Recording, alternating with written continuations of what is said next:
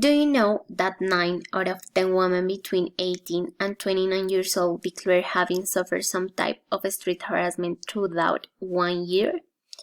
My name is Laura Hernandez, and today we will be discussing about sexual harassment, living with fear. City eyes. I never felt clean in the city that smelled, engulfed by the fusion of urine, petrol, dust. Every pathway, little strewn, remember to mind pigeon and gutter. As you walk, scuffing your shoes in the grime. It makes me feel dirty. No, it's you with the "Hey baby, where you going?" The placement of his hands on my shoulder. My shoulder. Pretty girl, why you not smiling? A reminder, of course, that I have to be happy every minute of every single day. The whistling. Nice ass. The fact that I don't have to look his way to feel him glaring at me, into me. But I mustn't forget that it's a compliment to never feel clean in the city. Peggy Lou. That's how many women who are victims of this type of behavior feels, especially in countries such as Colombia. First, let's begin with the meaning of sexual harassment and its effects. Sexual harassment consists in all those comments, gestures, and unwanted actions to which a woman, in this case, is subjected by a stranger or unknown person in any environment, with a relationship of trust or explicit consent.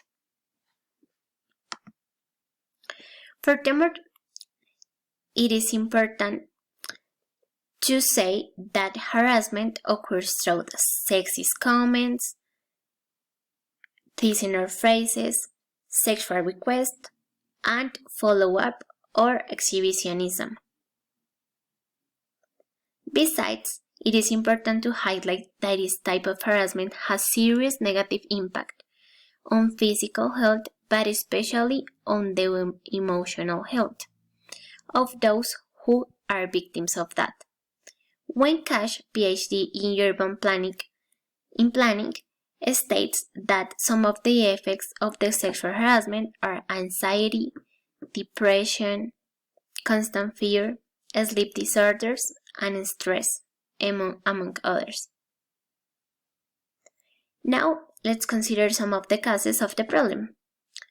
The first cause is related to gender roles that are culturally constructed in society, determining people's behavior as well as what is expected of them. This mainly affects those people who recognize themselves as women, since it is related to certain characteristics that cause them to be perceived as inferior or as sexual objects. The second cause is machismo, that is an attitude or way of thinking that maintains that man is by nature superior to women.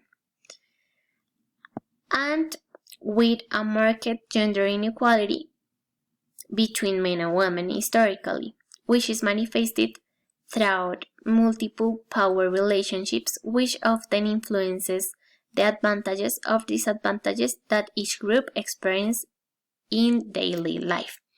It occurs when one group, in this case the men, has privileges over the other, which are women in this case, disregarding the rights of the latter. But who is affected by this problem? The young women in many settings as work, the street, social networks, and even educational centers. Have a look at this data that shows to the relevance of the problems in our context. We can see that in Lima, 9 out of 10 women declare having suffered some type of street harassment through 1 year. In Bogota and Mexico, 6 out of 10 women have suffered some type of sexual harassment on public transport. And in Santiago de Chile, 6 out of 10 have suffered sexual harassment in public spaces. This suggests the large number of women who are victims of this type of behavior in different settings and the importance of providing a solution to this problem. For that reason, one possible solution is to provide workshops that allow women to train to respond assertively to a situation of sexual harassment. These workshops will be carried out using information provided by experts of the subject, academic literature, and will be accompanied by multiple tools that help victims to report aggressors and know how to act in different settings. But why can this work? Well, this solution attacks the main causes of the problem and it empowers women. Besides, there are multiply investigations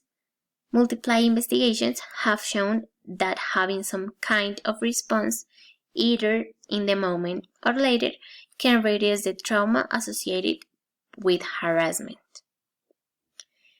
It may take a long time to observe impacts on the target population, and it can be expensive, but definitely it can work.